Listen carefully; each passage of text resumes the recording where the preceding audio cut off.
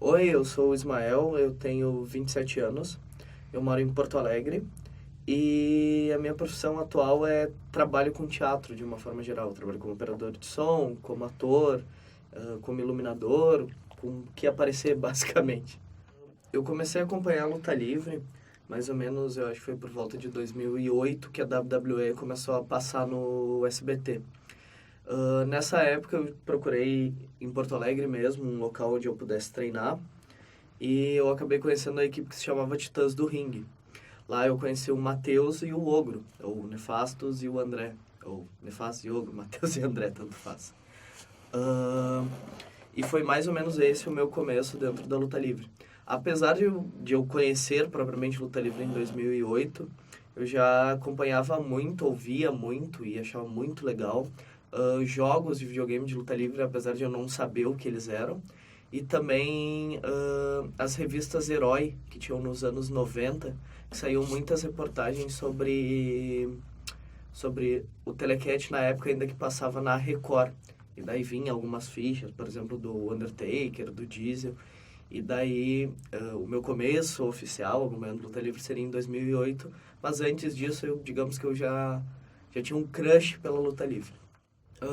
Os meus primeiros treinos dentro do Titãs do Ringue, a gente treinava numa academia ali na CIS Brasil, a Scorpion. E apesar de eu ter treinado e acompanhado bastante, até ter feito uma reportagem para a RBS, eu nunca cheguei a lutar por essa federação propriamente dito.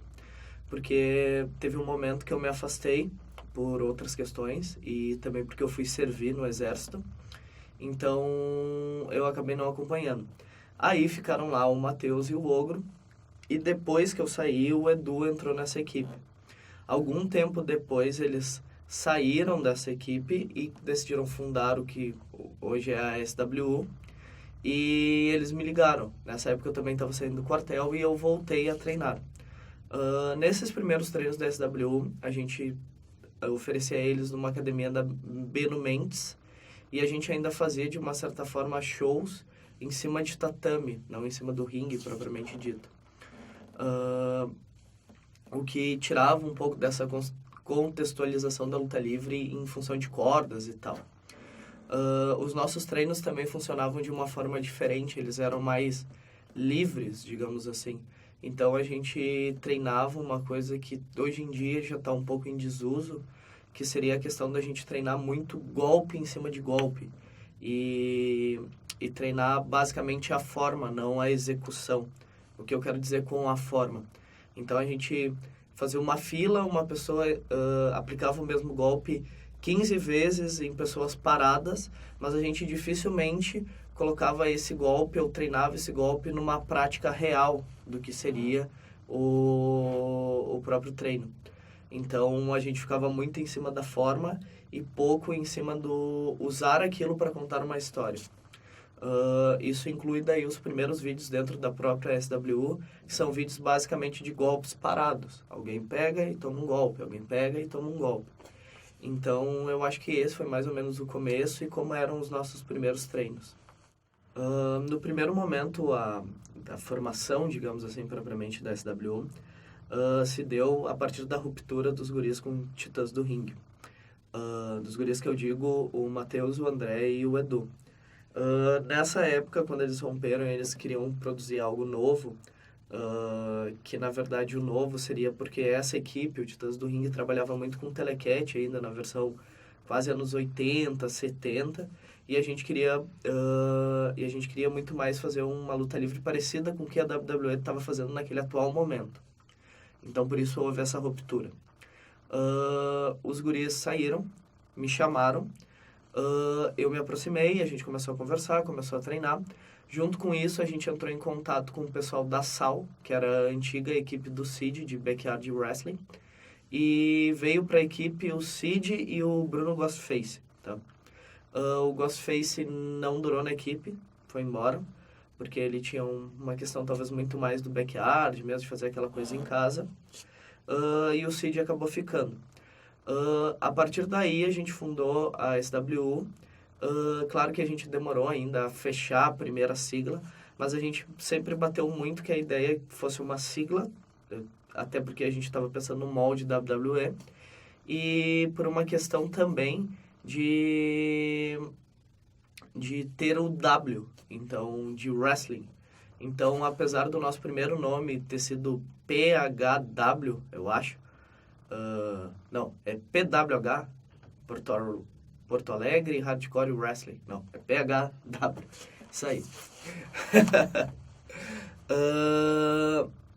A gente sempre teve esse W presente em qualquer uma das versões que a gente podia ter desse nome. A gente também pensou em chamar a federação. A gente só não chamou porque já tinha uma federação na época com esse nome, de PPW. Só que a PPW que existia na época era Pelotas Pro Wrestling, e a gente pensou em chamar de Porto Alegre Pro Wrestling, que daria também PPW no caso. Nos primeiros momentos em relação à administração propriamente dito, era praticamente nula, todo mundo meio fazia tudo. A equipe era mínima, então além de nós 5, tinha mais 3 gatos pingados, assim, no máximo. Entre eles daí tinha o Kamikaze, tinha um amigo meu que eu tinha levado que era o Hammerhead, e era basicamente esses dois e mais os 5. Aí tinha o Sombreiro também, que participou lá das primeiras fases da equipe. Então nós éramos uma equipe de 8 para fazer shows.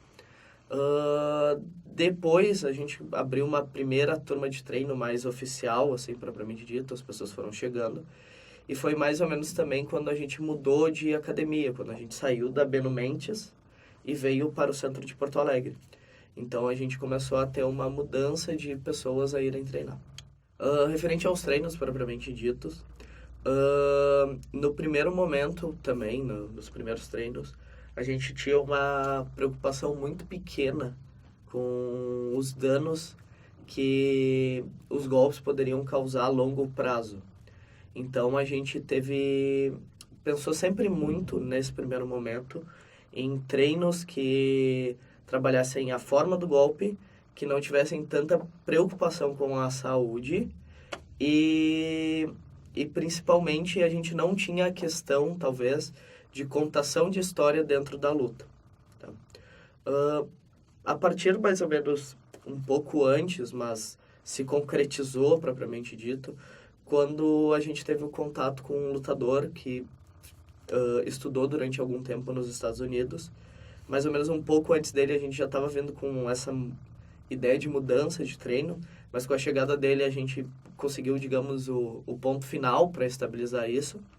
A gente começou a pensar na luta livre muito mais como uma questão de história e muito mais pensando nos pontos de uma luta, de cada parte, como ela se constrói, como ela é chamada, como se chama aquele momento em que o herói pega e ganha uma força do além para vencer a luta.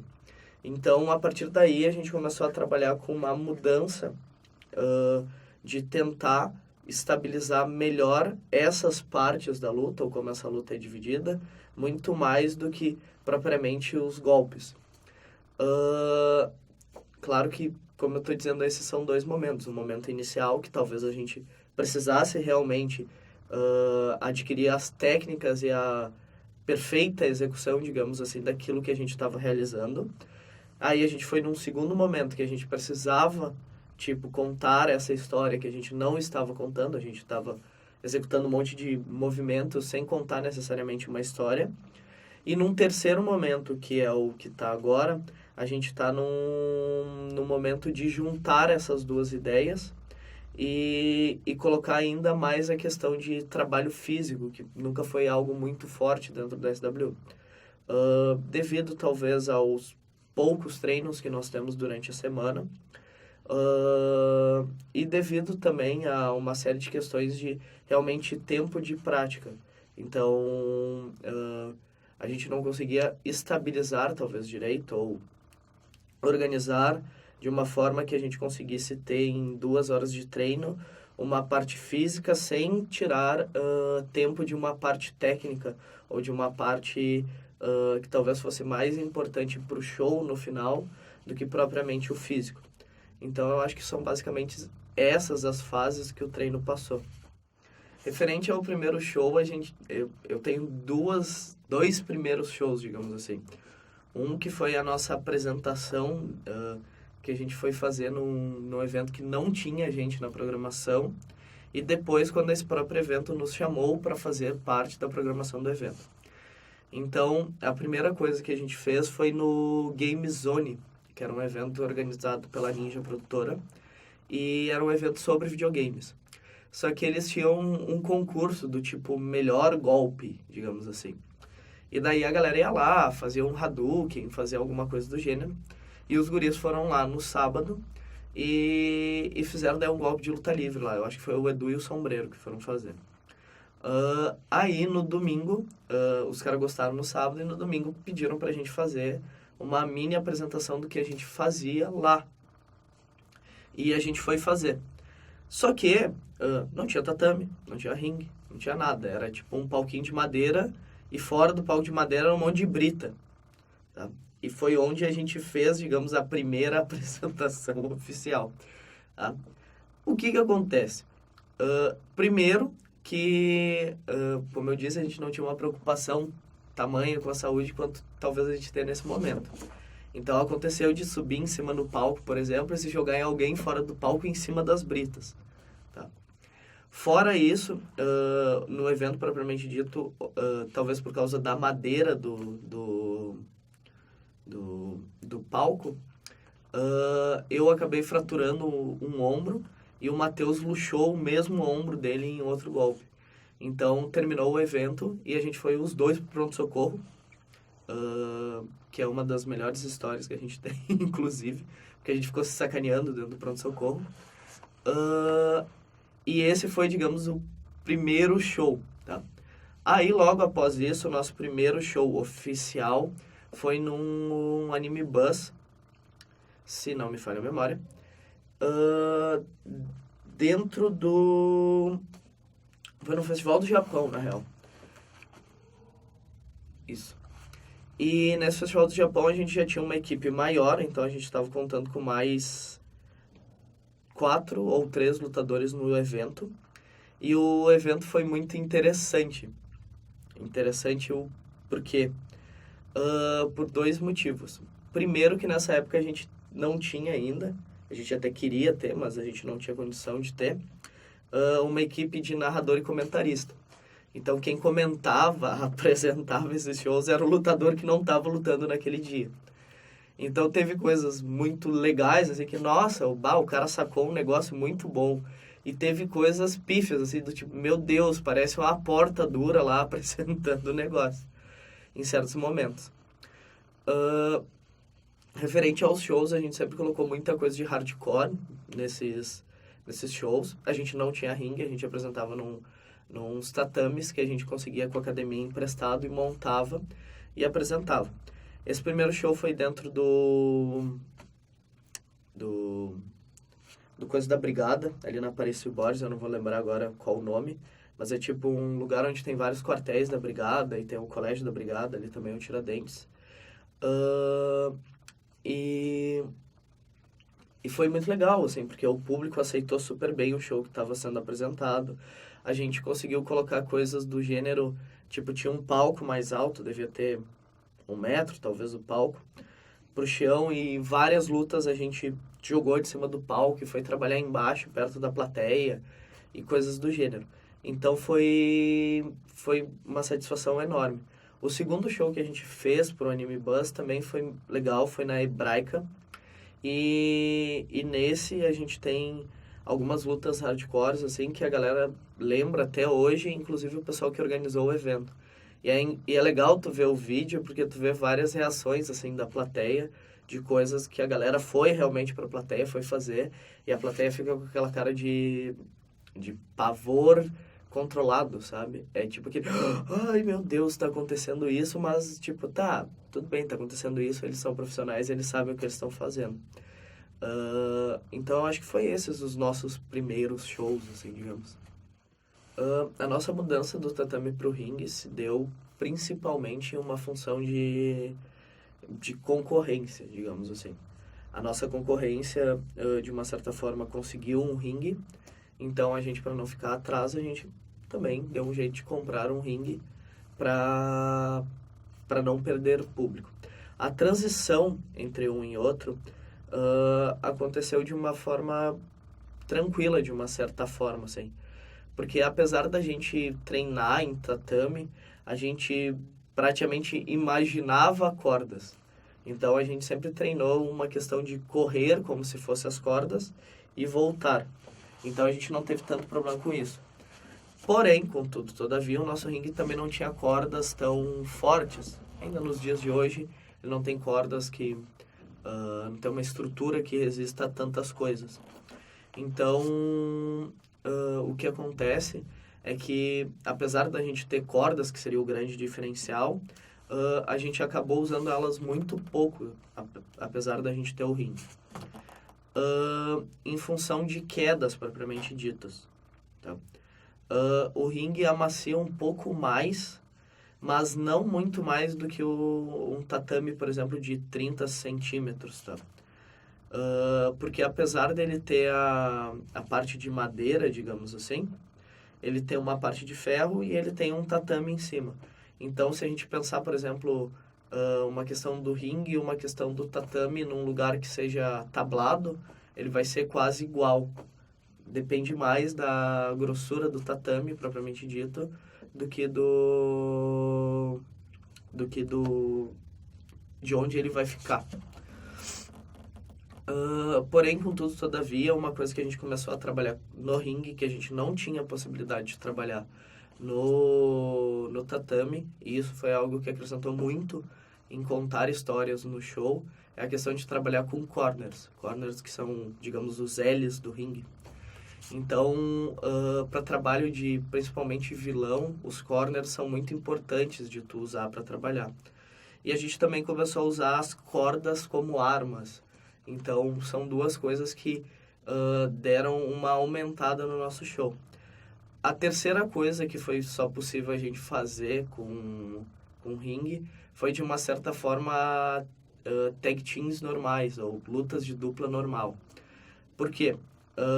Quando a gente não tem cordas, a gente não tem como fazer o que chamam na luta livre de tag, que é quem está dentro do ringue, bater na mão de quem está de fora e trocar quem é o lutador próprio da dupla. Então, todas as vezes que a gente tinha que fazer alguma coisa de dupla, apesar que a gente nunca apresentou, eu acho, uma luta de dupla, a gente apresentou enquanto tatame, enquanto tatame, enquanto no chão, elas sempre eram um tornado tag teams, então tinham que estar todo mundo dentro do espaço e finalmente lutando. A gente também com o ringue conseguiu ter uma questão de ring out, ou contagem fora do ringue, que também acrescenta um elemento a mais para a narrativa da luta. Então são esses, eu acho, os principais pontos da mudança de um para outro. Referente à questão de grana da SWU, a gente nunca ganhou muito dinheiro, ou rios de dinheiro, e propriamente dito, ninguém nunca se pagou dentro da SWU, ou pagou alguém dentro da SWU, tá? E mesmo fora da SWU. A nosso principal rendimento, que na verdade serve mais para manutenção da empresa, vem principalmente de aulas e treinos, enfim, que a gente oferece e cobra um valor mensal dos alunos. Fora isso, a gente tem uma renda muito pequena em eventos quando a gente consegue vender produtos, por exemplo, bottoms, camisas, mas eles não chegam a ser a nossa renda principal para a manutenção da federação. A renda principal vem do pagamento de treinos. Tá? Referente a isso, teve várias coisas que, digamos, eram muito mais caras do que a mensalidade poderia cobrir, e que a gente propriamente teve que colocar dinheiro do bolso, que, como eu disse, como o dinheiro basicamente só mantém a federação, a gente nunca foi reembolsado deste investimento. Então, o que acontece? Por exemplo, o próprio ringue, a gente deu muito dinheiro do bolso, assim, e nunca chegou a receber esse dinheiro de volta. Porque, enfim, não lucramos para isso, a gente só manteve as contas. Teve algumas outras coisas, assim, a maior delas foi o ringue, óbvio, mas teve algumas outras coisas menores, assim, que a gente também teve que fazer vaquinhas dentro da equipe como um extra para conseguir comprar essas coisas. Então, uma parte financeira é basicamente isso. Referente à minha criação de personagens, eu acho que dentro da SW eu passei por 4 personagens, então cada um deles tinha uma perspectiva e uma criação diferente. O primeiro personagem, eu construí ele, o nome do personagem seria Peste, e ele, na verdade, vem de um apelido que eu tinha na adolescência de Peste. A ideia era fazer alguma coisa mais roqueiro e tal, mais um B10 clássico, digamos assim, tá? Então, essa ideia caiu por terra logo, logo, mas foi a minha primeira ideia enquanto eu ainda estava, por exemplo, lá treinando com os Titãs do Ringue. E nos primeiros momentos de SW. Depois, dentro da SW, conversando com o Cid, eu descobri que a gente tinha um gosto em comum, que eram por filmes Bs ou filmes antigos de terror. Então, nessa época, ele já tinha a ideia do Cid, só que muito mais o Cid como um punk morto-vivo, talvez muito mais próximo de Misfits. E eu criei, nessa época, um personagem que tivesse essa inspiração desses filmes. Então, o Cid usava o face paint e eu comecei a usar uma face paint vermelha com preto e criar um personagem que seria um possuído, digamos assim. Então, para pensar o nome desse personagem, eu peguei uma referência literária e chamei ele de Fausto. Ele tinha uma questão muito mais estratégica dentro do ringue e a forma de andar dele era muito mais leve, debochada talvez, do que o que viria a seguir. Ele também tinha, dentro do moveset dele, tinha muita coisa de umas chaves mais doloridas, assim, exatamente por essa questão dele ser rio, dele ser mal. Dentro dos golpes, eu lembro que eu batizei alguns deles, e inclusive o finisher, que era um Big Boot, se eu não me engano, se chamava Beelzebub Kick. Então eu sempre tive essa ideia de batizar golpes, porque eu sempre achei muito interessante. Sobre o Frank Rocco, ele surgiu a partir do momento que a gente falou que essa ideia de trabalhar com uma coisa muito fantasiosa dentro das nossas possibilidades, ou seja, a gente tinha a possibilidade de fazer um show de tarde numa escola, por exemplo. Não fazia muito sentido, porque se é uma questão de luz, se é uma questão de técnica, esse tipo de personagem dentro de um show ao vivo, ele fica caricato. Ele cai muito mais pro lado lá do Telecat, sei lá, do King Kong ou da Múmia que existia no Telecat, muito mais do que cair para uma coisa de terror mesmo, que era o que a gente queria fazer. Então a gente fez uma mudança nessa época. Mais ou menos nessa época a gente começou a gravar o Arte da Briga também, que era um outro tipo de vídeo. E dentro do Arte da Briga eu criei um personagem que seria o Frank Rocco, que seria um tiozão, um caminhoneiro, beberrão de bar. E daí os guris me deram a ideia, tipo, pega e leva esse personagem pra luta livre, que funciona muito bem e vai funcionar contigo. E eu peguei e fiz isso. O Frank Rocco, ele cai muito mais dentro de uma ideia de luta livre por uma questão brawler. E ele trabalha muito mais com uma questão de agressividade em relação ao Fausto, por exemplo, que trabalha com uma questão muito mais estratégica. Ele trabalha com uma questão muito mais agressiva. Ele, como inspiração, assim, dentro da luta livre, eu sempre pensei nele uma mescla de Stone Cold e de Biel, talvez. Sobre o nome, Frank vem de uma banda de rock. Frank vem de uma banda do baterista do ZZ Top, que tem aquela questão dos barbudos, dos caras do interior dos Estados Unidos. E Rocco vem do vocalista do Rock Rocket, que na época que eu escutava, cantava basicamente sobre briga de bar, álcool e tudo de ruim que possa existir nessa vibe, ou tudo de bom. que se chama Noel Rocco. Então eu batizei o personagem de Frank Rocco. Dentro das influências eu peguei muita coisa do sul, dos Estados Unidos, assim, e tal. E muita coisa do meio cervejeiro também. Então, na hora de batizar os golpes, quase todos os golpes do Frank Rocco têm nome, eles passavam por nomes em inglês, geralmente, e que faziam uma referência a alguma coisa dessas. Então, por exemplo, Redneck Style, o estilo redneck, que seria o cowboy, o trabalhador rural dos Estados Unidos. O próprio finisher, que se chama End of History, é, na verdade, o nome, na época, da cerveja mais cara do mundo, que era Brewdog End of History, o nome da história, o nome da cerveja. E eu dividi End of History como um golpe e Brewdog, que numa tradução livre seria algo como cachorro maltado, como outro golpe. E basicamente foi essa criação. O último personagem que eu estava trabalhando na SW era com um personagem voltado para uma coisa mais cômica, que trabalhava com uma máscara de luta livre mexicana. Ele trabalhava com uma coisa mais cômica, então trouxe muito dele uma questão de quadril, de construção do personagem a partir do quadril.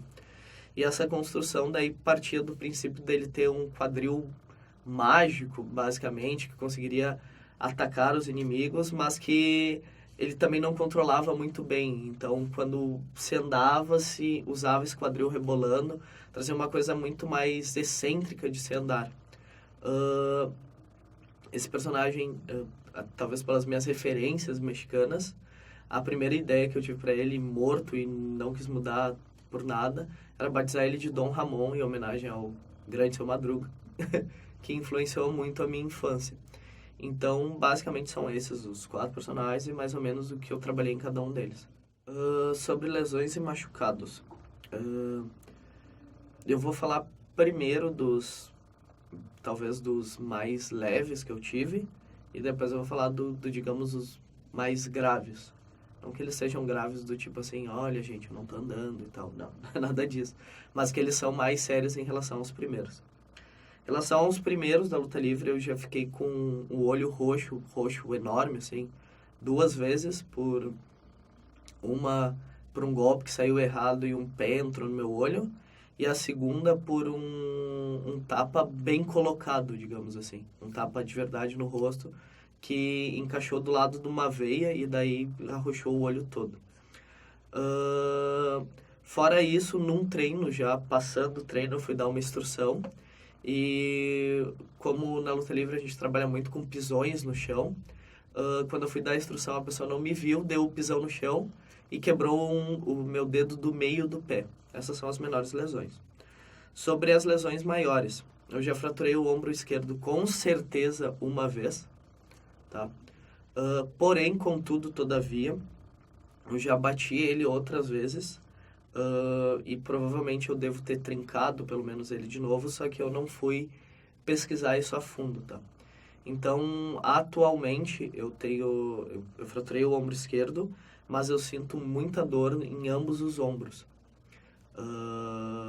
E isso me atrapalha agora um pouco, porque eu estou afastado, enfim, da luta livre, mas tem me atrapalhado bastante, por exemplo, dentro da faculdade que eu faço de educação física e principalmente dentro da prática que eu faço, que é o teatro.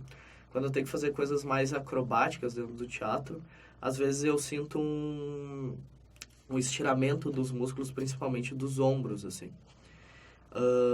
E dentro da faculdade me atrapalha nas próprias questões físicas, assim. Às vezes um movimento muito largo acaba forçando esses ombros. Então, são coisas que surgem junto com a luta livre. Não tem culpa de ninguém, é uma coisa que surge pela prática. Lesão é uma coisa natural de qualquer prática de esporte, pode ser futebol, vôlei, o que for. Mas, enfim, são essas que eu tenho hoje. Sobre desistência de alunos, propriamente dito. Aconteceu muito durante muito tempo na luta livre. Na luta livre que eu digo, na SW propriamente dito.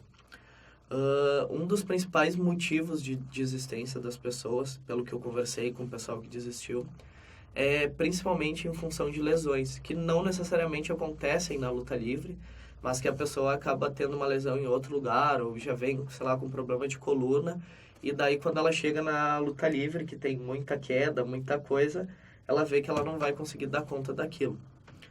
Uh, outro motivo que talvez desestimule um pouco as pessoas seja uma questão propriamente dita de interesse. Então, por exemplo, tem pessoas que vão praticar a luta livre por uma questão, eu quero ser profissional, eu quero voar, eu quero fazer não sei o quê. Mas também vai ter muita gente que vai praticar luta livre, assim como pratica futebol, assim como pratica outras coisas, assim como pratica teatro, assim como pratica o que for, que vai fazer isso por divertimento, por lazer, por ter uma atividade a mais no seu final de semana para relaxar das atividades de trabalho. E o que acontece é que muitas vezes a luta livre, ela não consegue abranger esse público. Então esse público vai lá, vai acabar fazendo um treino, 2 e vai embora. Tem também daí o oposto, que são pessoas que estão indo buscar talvez uma atividade física mais forte para fazer. Só que essas pessoas também vão acabar não ficando na luta livre, porque a luta livre é muito mais focada, talvez, no contar uma história e no aplicar os golpes do que propriamente te trazer um condicionamento físico. Ela vai trazer, como, enfim, outras artes marciais vão te trazer, mas o foco dela não é esse condicionamento físico. Não é o principal dentro do que vai se contar no final. Então as pessoas também que vão atrás disso acabam não indo. Então, o principal problema e como seria para resolver isso seria que a luta livre conseguisse angariar esses públicos. Porém, ela teria que dar um jeito de angariar esses públicos sem mudar a própria prática. Dentro, principalmente, da luta livre, a gente vai encontrar muito mais, talvez, o primeiro caso do que o segundo caso. Por quê? O público que muitas vezes acaba consumindo luta livre é um público que está muito mais perto do mundo nerd, digamos assim, do que do mundo fitness. Então, esse mundo nerd vai ter muito mais uma questão de praticar a luta livre ou fazer aquele negócio legal que ele está achando, muito mais por uma questão de lazer, de saber fazer, de fazer um negócio legal para mostrar para os amigos, do que propriamente dito porque ele quer um condicionamento físico excelente e ideal. Então eu acho que é isso que tem que se pensar, como pegar esse público e fidelizar esse público. Referente ao público feminino dentro da luta livre. O público feminino, principalmente dentro da SWU, ele é muito pequeno, tá? Mas nas outras federações não que ele seja expressivamente maior também.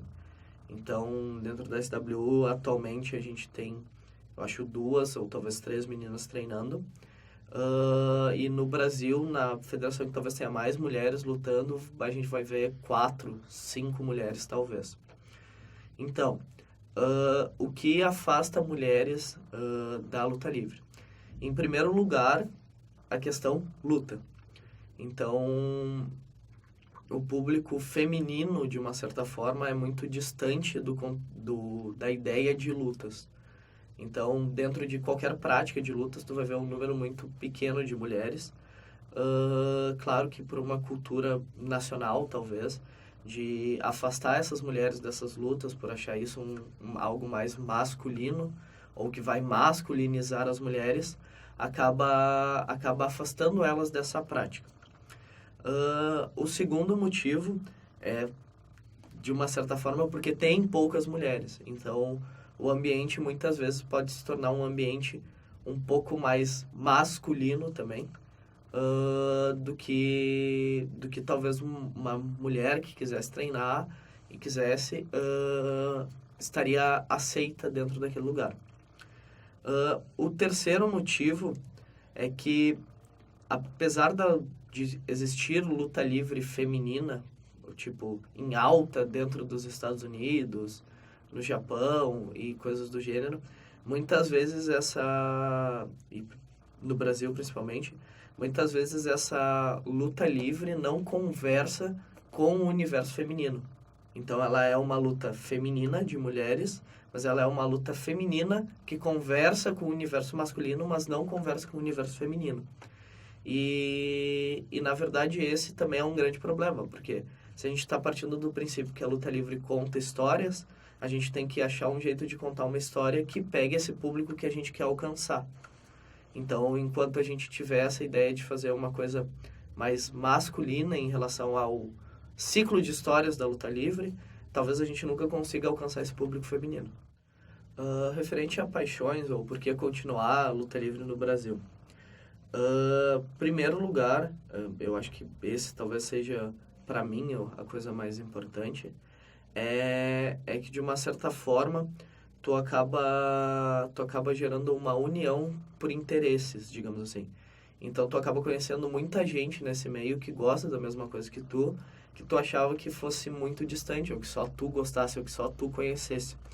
E junto com isso tu acaba formando um ciclo muito grande de amizades que, enfim, é muito bom para te ficar naquele lugar, naquele ambiente, naquele grupo. O segundo ponto seria por uma questão de qualidade, não digo qualidade do entretenimento, mas diferencial do entretenimento. Então, a luta livre é um entretenimento muito diferente de muitas coisas que existem. Então, ele consegue, se ele for muito bem sucedido, angariar públicos muito diversos a assistir.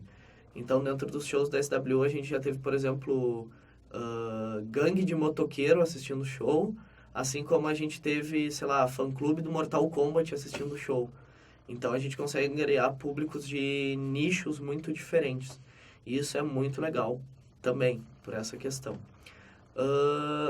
Ainda por último, não, na real é só isso. Sobre a luta livre, como eu consigo trabalhar com ela fora das paredes da SW.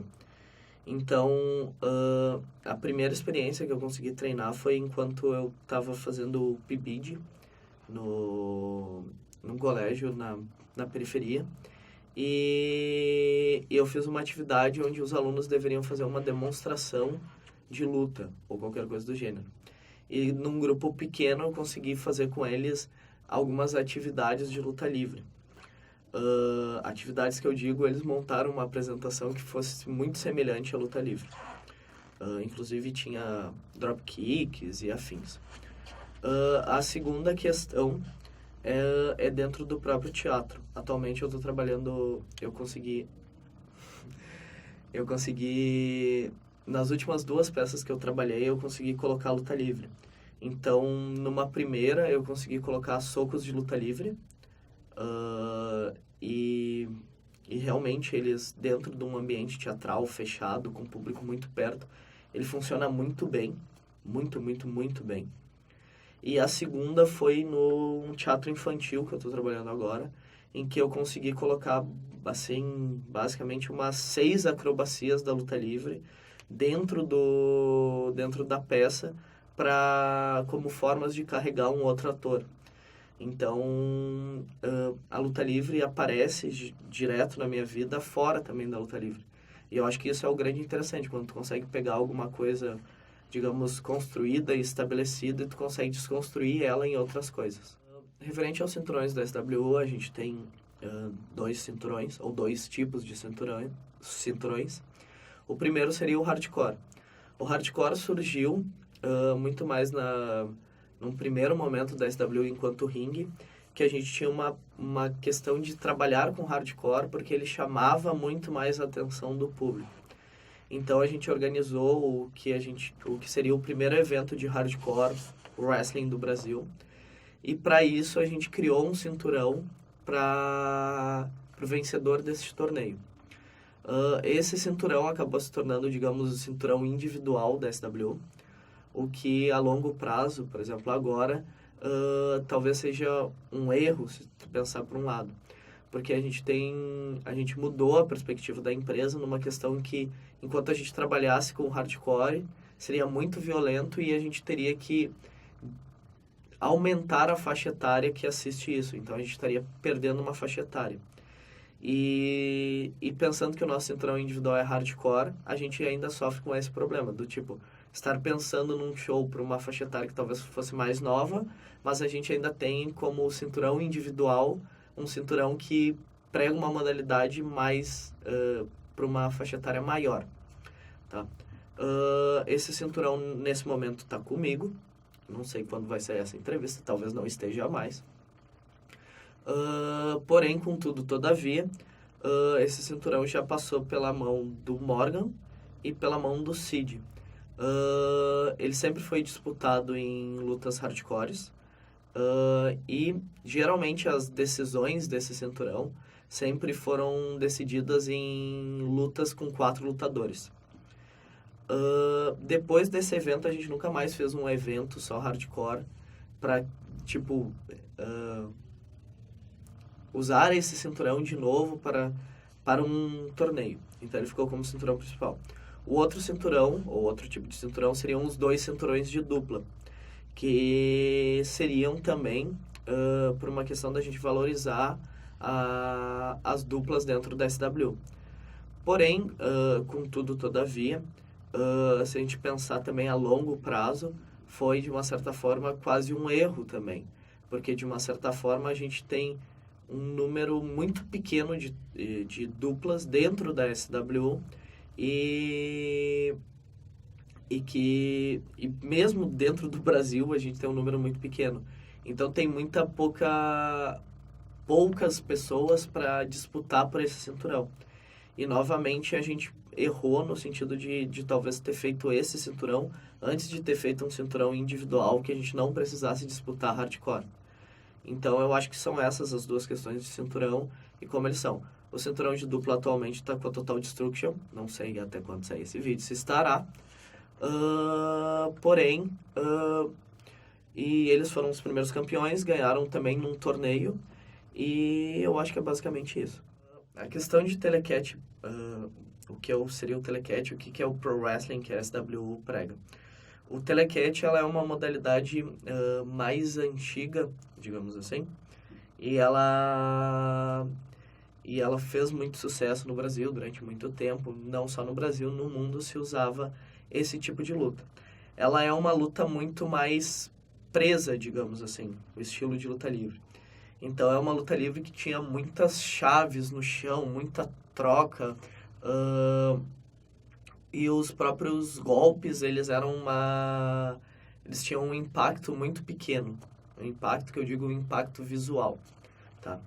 Então, esse tipo de luta funcionou muito bem durante os anos 70 e 80, só que se a gente pregasse ele exatamente como ele é nos dias de hoje, ele pareceria muito artificial, muito falso, tá?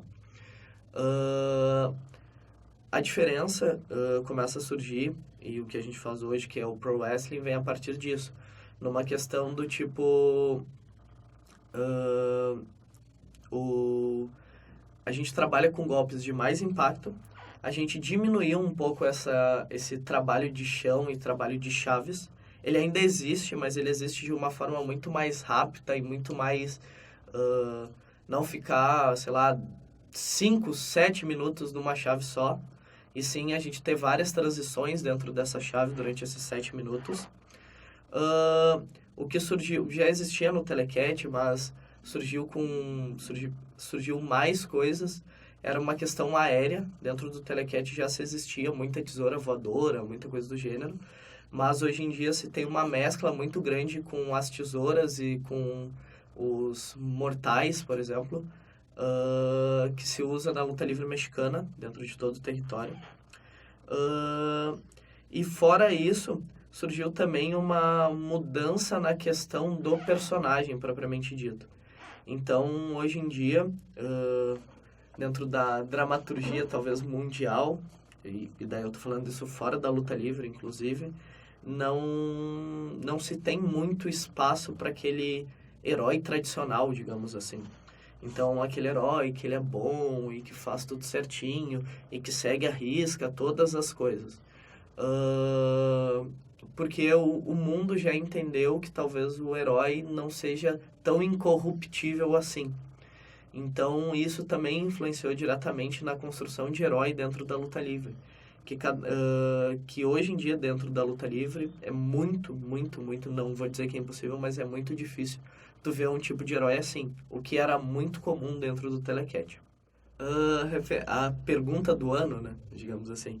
Wrestling é esporte ou é entretenimento? Cada pessoa vai acabar respondendo de uma forma diferente. Para mim, o wrestling poderia ser uma mescla entre os dois. Porém, contudo, todavia, eu acho que ele é provavelmente 70% interpretação e 30% esporte. A questão propriamente de esporte também, ele exige uma coisa que não... O conceito de esporte exige uma coisa que não existe na luta livre, que seria uma federação internacional que regule toda a luta livre praticada. Isso não existe. Não existe uma federação que regule. E ela deveria ter a mesma prática em todos os lugares do mundo, o que também não é real, porque dentro de cada país, por exemplo, tu vai ter uma regra de contagem, por exemplo, fora do ringue com um tempo diferente, ou se vai ter tempo, ou se não sei o quê. Então tem várias diferenças dentro disso.